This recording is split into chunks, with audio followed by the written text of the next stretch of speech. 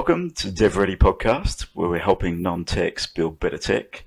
Today, we're joined by Alex Pirouz. He is the founder of linkfluencer.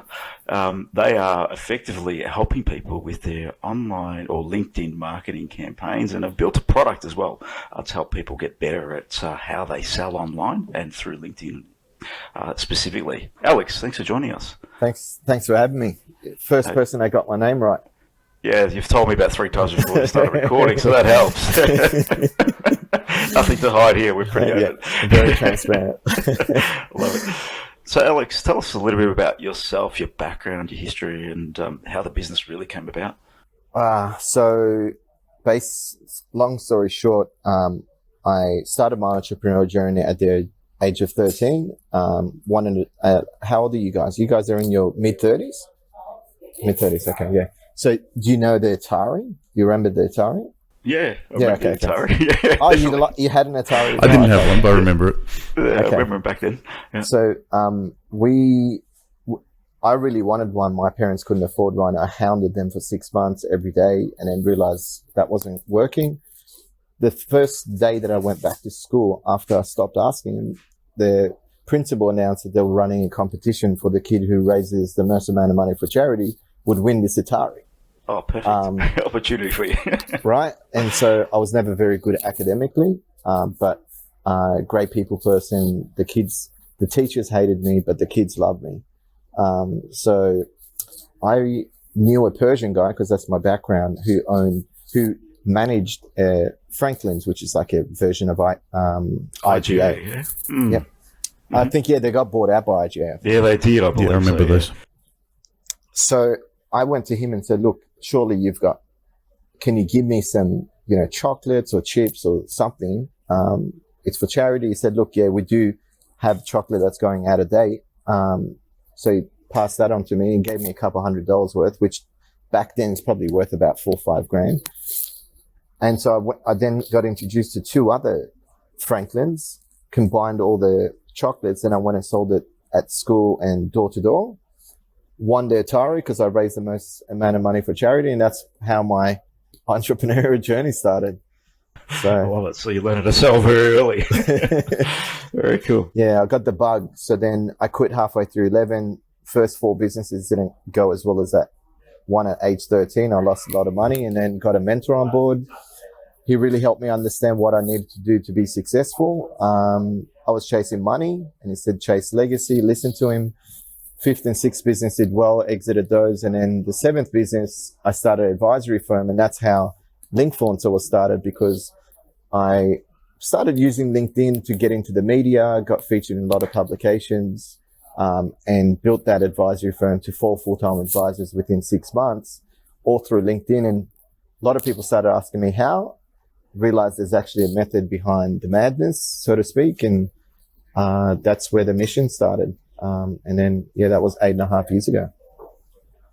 Yeah, so it's evolved pretty quickly at the time, but also has been a lot of time since then. So the business started 8.5 years ago as a consulting business, but it's evolved and changed, and seen that through LinkedIn.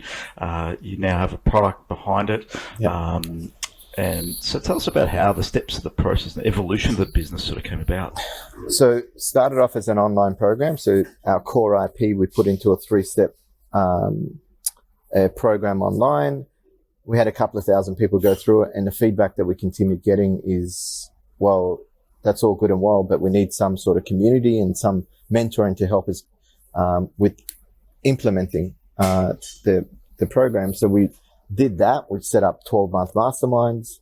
Again, 2 years down the track, the feedback that we continued to get was, can you just do it for us? And so we ran a managed services side of the business, ran that for a couple of years, had a couple hundred clients go through it. And at this point, we understood the real challenge. The first challenge is most people don't have a strategy. The ones who do and get a lot of conversations going, they can't manage those opportunities because conversations get lost in their inbox.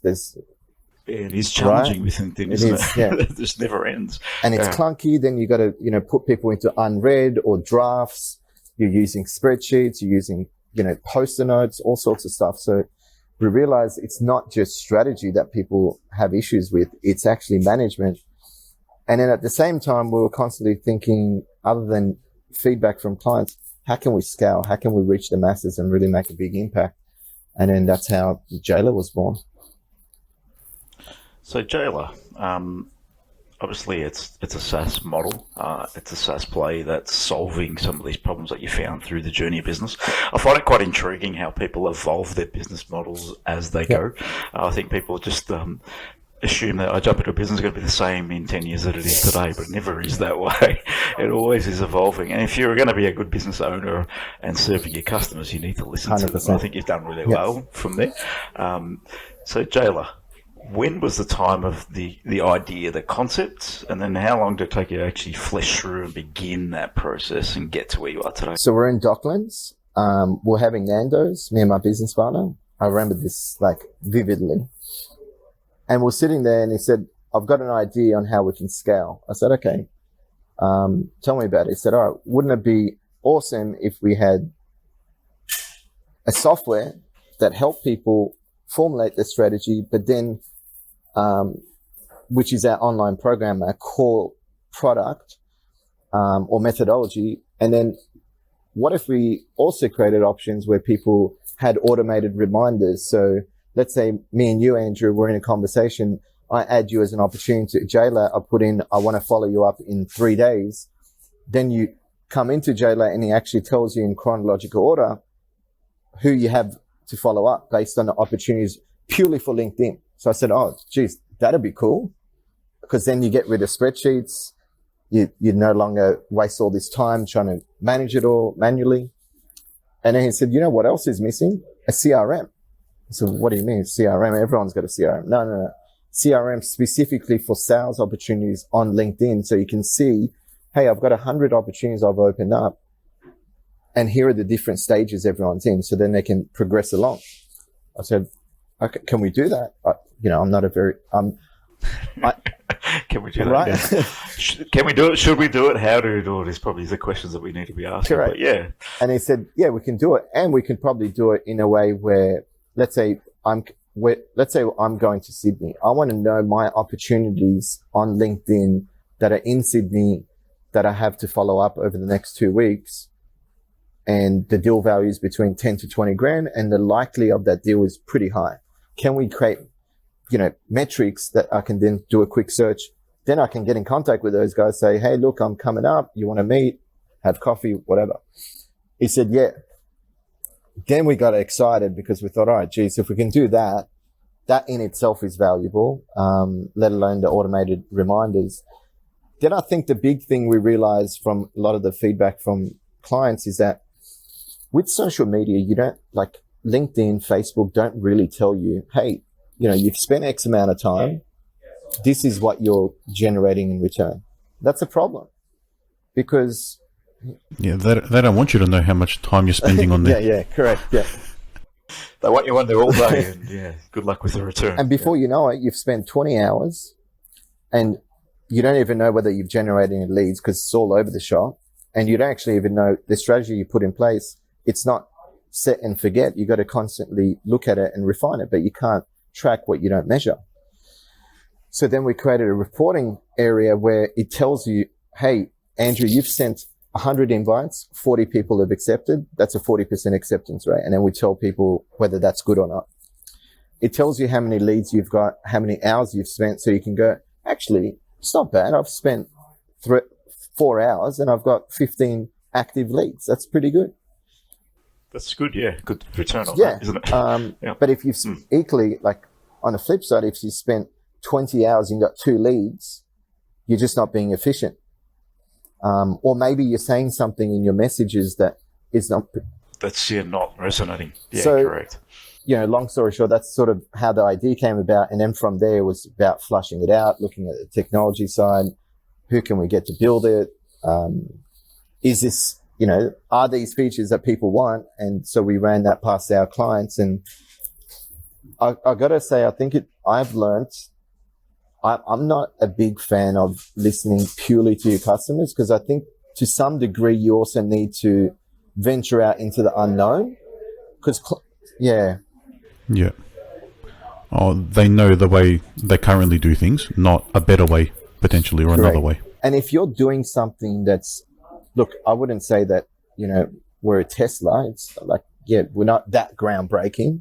We haven't created solar we haven't gone to the moon and back. You get what I mean? But it's still groundbreaking for LinkedIn. So I guess, if you're doing something groundbreaking, you sort of can't ask your clients who've never really sort of spent that much time on LinkedIn to give you guidance. But to some degree, you need to listen to them.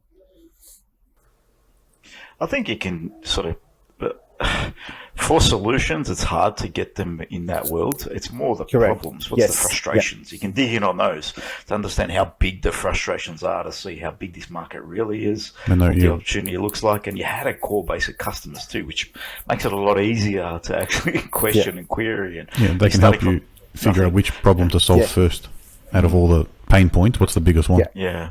Okay. So the journey of, what was the first step? So you had the idea, you carved out, this is what we might do, builds, this is the plan. Did you document it out? Did you speak to customers? What did you do first? First step was, we had to get into the right mindset, because I've gone through a lot of, I've used a lot of products. I think the challenge that a lot of products face in today's marketplace, where people need instant gratification, people's attention span is next to nothing. They're not patient, and they just want something simple. So our mindset was, we're going to create something simple, but the core functionality is going to be high value. But at the same time, we want to create an experience, not a product. And I think that's been the game changer for us. Look, it's only been about a week and a half, but the feedback is, this is the most simple thing I've ever used. And, as an entrepreneur, you can get into this mindset, if it's too simple, it's not valuable. And, people think it's not worth it. Yeah. The value is the simplicity. Because to distill it to that level, or even to develop a product that should be extremely simple, there's a lot of stuff that goes on behind the scenes that no one ever notices. When we were doing stuff for clients, it's like, can you add a button here that does something? But they don't understand all that work involved. They're like, the button's in the wrong spot. You're like, geez. This is out of scope. I don't think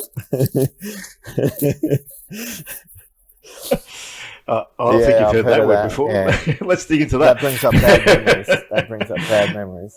Yeah, that's one of the statements people don't like to hear. But sorry. So and it's just launched, which is so we just launched about a week and a half, 2 weeks ago, right? So I think it's good timing, and we'll release this episode pretty quickly for you, because I think it's good time to get it while the iron's hot. So, in terms of initial feedback, how many people do you have engaging? Is it just core customers, or have you actually launched it to the masses? Everyone can grab it, because I've seen it online.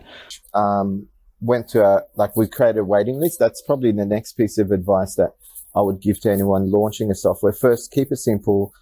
How do we create an experience, not a product? Third of all, I did a post about this on LinkedIn actually, go and get a waiting list developed. Don't wait for your product. Go and speak about it.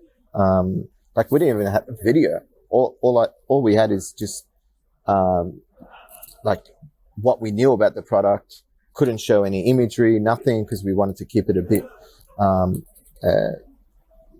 sort of mysterious in a way, but at the same time, we wanted to tell people what it did. So we just started talking about it, and then we developed this waiting list of a couple of thousand people over the course of a few months, and we had a good launch. So Brilliant. I love that, because the amount of NDAs that hit my table about the products that want to be developed, it's crazy how people think that their idea is the only idea, and they're the only person who's ever had this in the world, and they want to protect it. And protecting it means you do not get the feedback from the community, you do not get any buy-in, and then you have to launch day zero, no customers, no feedback. Good luck. Yeah, that's the reality that people. If you're asking for an NDA, you're very green. That's sign of immaturity. Because people, I don't know, people are just fearful that someone's going to steal their idea. But the reality is, there's so much work needs to go into these things, and I think sure you can attest to the amount of hours and time and thinking about the product that's happened. How long have you been building it for to get to this point? Yeah, we started because we had the agency as well. So we probably, full time, dedicating, focusing a lot of effort, I would say probably June last year. About a year. So it's been about a year to get it to where it is today. And that's just full time. But In July when did the idea start? 2019. Yeah, so a year before. It's 2 years to get to today, effectively. Yeah, so it does take time. It's not going to happen overnight. People think that these things take 5 minutes, and that's what an NDA just tell. When I see it, that's like, The only time you see shortcut, the only time there's a shortcut to success is in a dictionary. There's no shortcut, right? Shortcut is before success. I think even like with, even if someone knew our idea, they're just 99.9% of the population suck at execution because they're going after an idea that's going to be built into $1 billion business within 6 months. And when it doesn't happen, they'll run after the next idea and then the next one. So I think I like where you've come from. You've got that level of expertise. And this is the type of founders I see that get somewhere. They've invested in a business. They've invested in themselves. They understand their market. They get it. They've got that domain expertise, and they're willing to see it through, no matter how long it takes. That is when the magic really happens, because it doesn't happen overnight. As you would know, you're not at this point, and you're only at this point 2 years from product, but it's been 8 years to get to today, not 2 years, because the product idea came from all the learnings and the lessons pre that, which is 6 years of gathering information. And people don't see that from the outside looking in, and that's probably the biggest takeaway I see from people that really get somewhere. There's that much years of investment before they get to product. That's what they don't get with the NDA either. You can't just take their idea and build it. You don't have the domain expert. You don't have all that knowledge built up over time to be able to take it away. If I build Jayla, it's going to be my version of it, which is going to be inconsequential compared to what your knowledge is going to bring to it and turn it into. So in terms of building the product, team, technology, how did you approach that? Being a non-tech on the podcast, how did you approach that process? So my business partner, Mark Meadow, he has launched a software business before and did well and sold that off. So having him by my side definitely helps because he understood what needed to happen from a build perspective to get us there. Then we had to make a choice. Do we go and outsource this or do we build internally? And ultimately, just to get it to market, we've decided to just outsource it. Just easier when we looked at all the different options and the timeframes.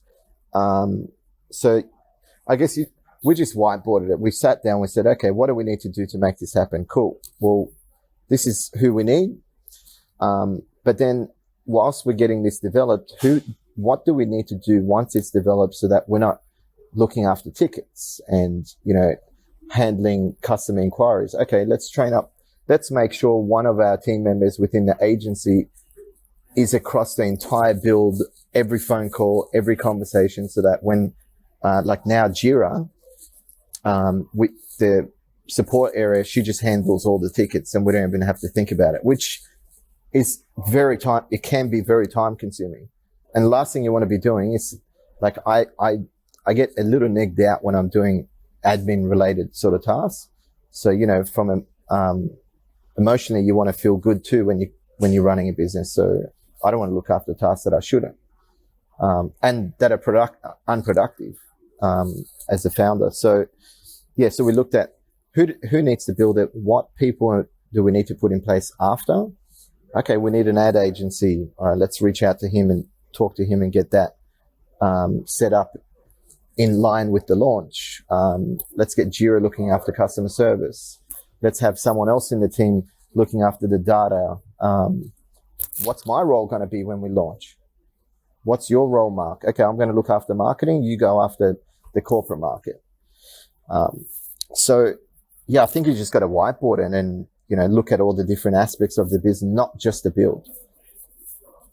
I think that's, you hit the nail on the head there. The way you've described that is you're looking at this as a business entity, as a whole end-to-end solution, not here's a product, go and buy it, which is what a lot of people can do. They build a product and let them come, but you're setting up you're setting up yourself and looking at all the angles and how the thing's going to actually operate, because effectively it is a business now. This is a tool that allows you to deliver value to your customers. Yep. But that's what it is. It's a tool that allows you to deliver value, but without the supporting activity and the marketing and the operations and the people behind it, the tool is just a tool that will die itself off if it's not supported and maintained and evolved. Exactly. So I think that's really good definition for anyone out there that's listening.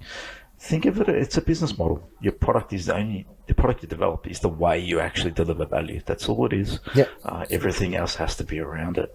Yeah, before it was a service, now it's a product that delivers not the exact same value, but like delivers value at a mass level, which we just didn't have the opportunity to do. That's the thing. It's a different market too, isn't it? Oh, that we're realizing that's for sure. Yeah. Yeah, definitely a different market. So that's something that I would take away from that. Yeah, when you're doing things for people, very different. They've got different budgets, different mind frames, different everything. Maybe they don't want to be a part of it. Whereas this product here is more targeted at the person that's going to do it themselves. Yeah. So very different people, very different market. How have you approached that? Because I find that quite interesting. I think I've approached it in a way. So I think when we had the online program, when we were just a training organization, when we initially started, it's not the same as the software, but they had access to the online program. They had to do it themselves. So because of that experience, we understand how to now communicate with them. I think the ads are all about, our communication is all about saving time,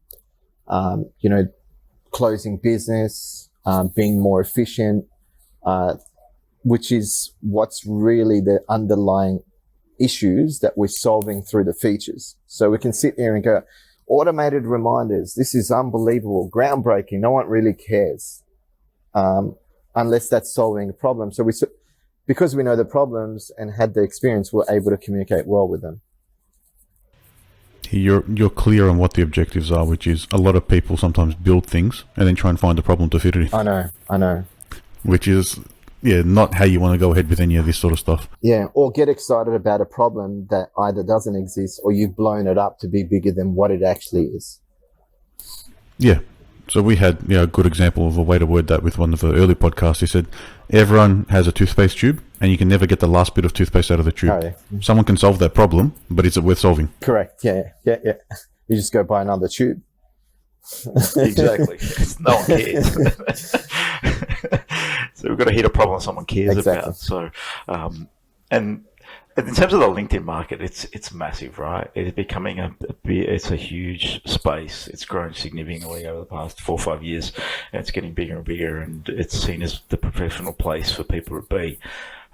Let's dig in a little bit on that, because I'd love to understand your take on some of the strategies and thinking people should be doing to action on LinkedIn and start thinking about how they're seen as an influencer in the space. It is an area that's important to, one, the business, to the founders, and how you communicate. So a product like Jayla could actually assist. That's great, and I think there's a lot of value in that. But there's a strategy piece, right? Doesn't matter what the product can only do, is what it can do. If your strategy is wrong or your messaging is not going to hit the mark, that's where there's going to be no value added at all from the products, right? I'm pretty sure your tips have influenced our strategy over the course of the past few years with all the videos we've seen. A couple there. I'll send you guys an invoice later. So to tackle that, first of all, that's why this online program, we've actually incorporated to be within the software. So it's not like, buy it for, and we used to sell that for $600, when we first started the business. So we've incorporated that to be included. But I think where most people, first of all, what you got to understand is that we're living in the H2H economy, human to human. We buy into people, then we buy into companies, then we buy into products. So I think your personal brand is never been as important. And the first thing most people do, unless you're, using I use Google, right, for all my search engines, 2% of the market, right? You might use Bing, but most people use Google, and they type in your name before they sign on a dotted line. They type in your name when they get that cold email. They type in your name when, I don't know, they see you tagged in a post. And based on what they see, they create a perception about who you are and whether you're an expert in that domain. Based on that, they'll decide to listen to you or the 20 other people in your industry that are probably, that are not offering the same thing, because everyone's sort of different. But so I think that's what I would focus on first. And then second step is getting clear on your outcome. Most people who go on LinkedIn don't really know why they're on there.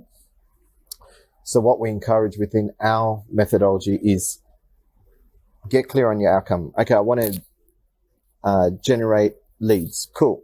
What's your quota this quarter? How much do you need to generate this quarter? 250 grand in sales. 250 grand. What's the path of least resistance? If I connect with procurement managers in, manufacturing, because the deal size and the conversion rates are the best. So people don't think about this stuff. So then you might go and connect with factory managers, but you haven't looked at the data of your conversions. Then you waste all this time. So getting clear on your outcome and making sure that ties into the business objectives is really important. And then goes without saying, you obviously need to have a really good profile that connects with this audience that you're connecting with. And then from there, you start connecting with them. So get your messaging right, create your saved search, which you need Sales Navigator to do, premium option. And then got to get into the mindset. It's about quality. It's not about sending, hi, I came across your profile through a mutual connection. Would be great to connect. It's great connected. That's like, what everyone sends. Yeah, I love when you get the messages, hi, first name, bracket. It's like, oh, that's classic. I haven't got one of those before. That's bad. Delete. Haven't got one of those before. Yeah, it's bad. Yeah, I've seen a couple of those pop into the inbox. Yeah, or the wrong name. I've even seen something out like that. I forget to change my template and tweak it. And you know why? Most often they're actually LinkedIn over the last 6 to 12 months has gone through a major overhaul with their security. So a lot of automation tools are being banned. They have, yeah. We were a part of those a few years ago, and we got flagged and thought, oh shit. Oh, did you? Okay. Yeah, stop using them just in case. And what did they say? Did they ban your account? No, it was a warning. Okay. They told us to stop, so we just thought, all right, otherwise 2 years worth of marketing efforts just wasted if we get rid of all the content. So it was a bit more of a fear, like I can't lose the content. Yeah, true. Yeah. So why have they gone through a major overhaul? One, spam rates were going high. That's mainly because people were just creating a template, sending it off to, 50 to 100 people a day. Now what's happened is they've restricted it to be 16 to 20 invites a day. So what is that? And then they've actually said, now what can happen? You guys were lucky. Now, if they find out you're doing it, like we had one client when we were running the managed services, came to us and said, I can't actually get my account back. Oh, gone completely. Passport, sending your driver's license. And then it goes, when you're working with these big media giants, you're waiting months to get it back. So you might as well just start another profile. To get it back. Yeah, brilliant. Yeah, you don't want to be in that position. We were lucky then. Very lucky. So I guess the reason why I was bringing all that up, nowadays it's more important than ever before to be about quality. Look at the guy's profile, send 5 to 10 invites instead of 20, and look at his profile and formulate a connection based on that. Because if you do that, you're actually going to get better results. And then 2, your network's going to be comprised of people who've interacted with you more. And that it will just show in the results. It's simple as that. It makes a lot of sense, because even when I get 1,000 cold emails, but the ones that actually catch my attention are the ones that say something that we say. Or I was listening to your podcast with X, really love this, Perfect, and this. All of a sudden, I'm actually paying attention because they've actually tailored it to me, and I feel like I owe them something to read their email because they've actually spent time. So I think that is a great strategy, and just then using that a little bit because it makes a lot of sense to me. But it takes more time, but it's more quality then. Yeah, it's better than we're in the similar industry, but we can outsource your work for you. Geez. Yeah. It's about context, right? So like, we've got a cold email outreach going, like campaign now. We're targeting IT companies in Melbourne. So, weaving stuff in like that helps. You're targeting us. You might have received an email. I think you reported me as spam, actually. No. But yeah, I think context is important. I think, and that's what you got to do with your messaging. Otherwise, you don't cut through. You just become another number. Just more noise. Yeah. Correct. Just yourself, Alex. What drives you? You've been 8 years in. Looks like you're always evolving business, looking at how you can tweak, scale. You've mentioned a couple of times. What drives you today for the next 5-10 years? What's the plan? What drives you? So there's two elements here. One, my ultimate legacy of what I want to achieve is to build houses, community houses, where I'm passionate about teenagers and entrepreneurship. So I want to take teenagers who are 12 to 18 off the streets, give them a roof over their head. We'll have an in-house chef. They'll get proper, nutrition food. Get successful entrepreneurs to come and teach this curriculum to then formulate an idea that these kids want to finally go out and launch. But then what I want to do at the end of that curriculum, I want to pair them with an actual business that's doing what they want to do, with the view that they can either stay in that business, work their way up, or launch their own thing thereafter. So at the core level, that's what drives me. What drives me at a surface level is wanting to transform an industry before I've left it.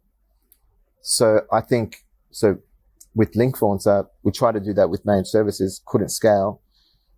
Now with Jayla, what I'm really looking to achieve is to standardize the way that people network and build relationships at a mass level. Okay. I love your the big picture. Have you made any inroads there? Because I know you do some advisory and the startup space and investing as well. So have you made any inroads in that? Or is that still with a the vision? kids? Yeah. Yeah, I'm a mentor of a foundation called Club Kidpreneur.